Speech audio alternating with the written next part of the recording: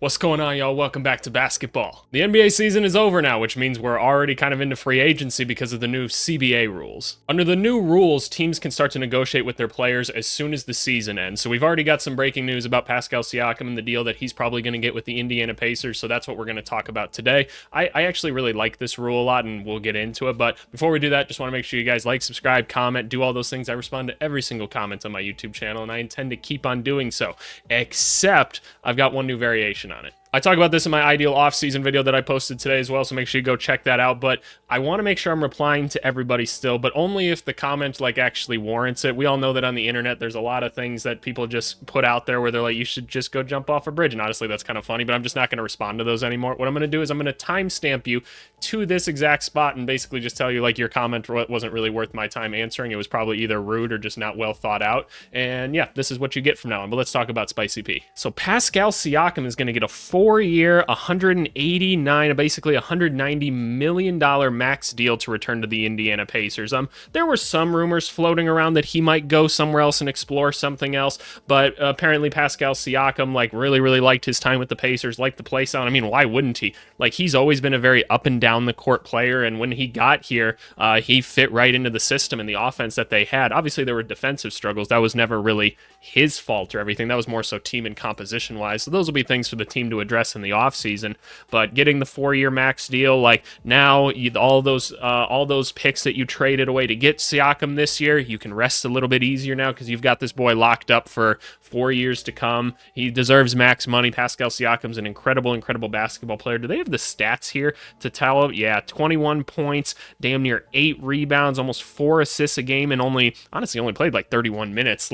You could play him more, 41 games only. So now he gets a whole offseason to really get integrated in this offense. He's got pass-friendly players and shooters around him at all times. He's got a spacing center, which makes a ton of sense for him to play next to. And obviously, they made the conference finals this year. Yes, they kind of got manhandled by the Celtics, but I don't want to read too much into that. The Celtics manhandled everybody. They were that much better than everybody this year. And you can say what you want about the Knicks series whatsoever, but I mean, the Pacers were missing some dudes and they had injuries as well. Not as many as the Knicks. The Knicks, I've never seen an injury problem like that before. That was absolutely nuts. But still, they had to fight them. They had to be gritty. It's not like anybody that was being thrown out onto the floor for the Knicks was a bad basketball player by any means. Those guys were good and they were playing their hearts out. So these guys had to be gritty with them back and fight through the series and get through it. And so I give a lot of credit to this team, man.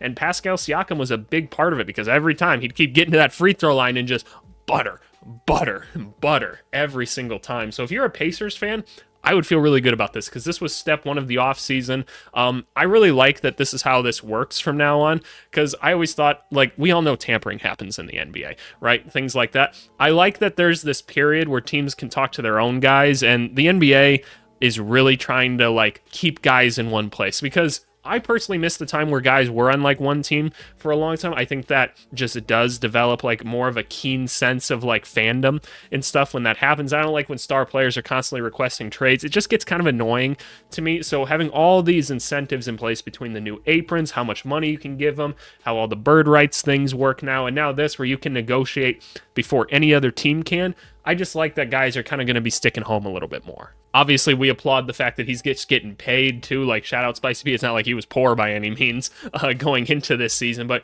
great to see him get an extended contract. And I know this isn't official or anything. Signs the deal once the league's free agency moratorium ends on July 6th. Yep, we got a little while to wait for it, but it sounds like he's just I'm not even going to entertain offers or anything like that.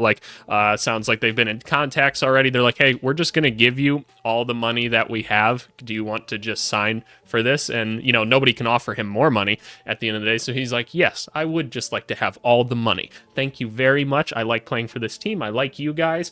And I can say from just my own experience and knowing people in and around the Pacers, the Pacers are one of those organizations that are always trying to win every single season, which I think is the way to do it. They don't like to rebuild. They don't like to retool. They're we try to win at all times. The standard is the standard. This is our culture. It's very similar to that of the Miami Heat. You see that in Utah a lot too. Those are kind of the 3 teams I really talk about that kind of have that culture really driven into them. And so I really respect them for that sense, and that there's a reason that they get so much out of a lot of the players that they bring in here, and a lot of players find success as soon as they get here. So I'm excited to see Siakam get in, not that Toronto was bad by any means. Getting him ingrained into the culture here, giving him a full offseason with the team, like seeing what else they can kind of put into place here. Obviously, Benedict Mathurin is going to be back. Hopefully he continues to develop and be a good player for them. They've got some other decisions to make with their roster. They've got a lot of youth on this roster too, which is really exciting because they got a ton of playoff experience this year for some kind of no-name dudes, and they really stepped up to the plate. So I think the Pacers got a nice looking future, man. Like, there's obviously things that they probably want to do to try to add a little more star power and like a little bit more of like a killer like mindset to the team, because Siakam's probably that guy for them right now. It's not quite Halliburton yet. He had a couple moments, but he's still budding, right? He's still young. We all want guys to be absolute superstars and killers right away, but that's just not how the NBA works at the end of the day.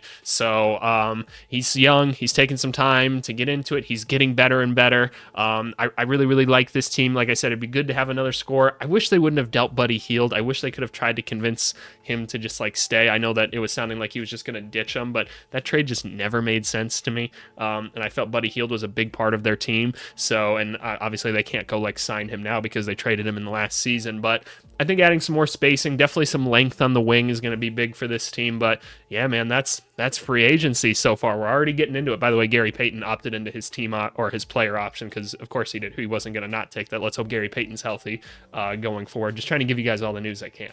Yeah, that's kind of all I got for you guys. Just a reminder on my comment policy that I'm doing. I'm really trying to create an environment here where like we're actually having good discussions. I can't stand going on Twitter anymore and things like that and just hearing like people just brain fart nonsense into things. I'm not saying you guys have to have like a long paragraph or anything like that either. It's just like I want to cultivate a good culture like I talk about doing with basketball teams all the time. And so I don't want to reward stuff like that, but also I still want the comments because it's good for my YouTube videos and I'm still trying to grow the channel and things like that. So this was my happy medium that I'm trying out. But yeah, no, appreciate you guys as always. You know, I'll be covering you guys for all parts of free agency and the draft and everything. So I'm really looking forward to doing this offseason with you guys. Thanks so much. Bye.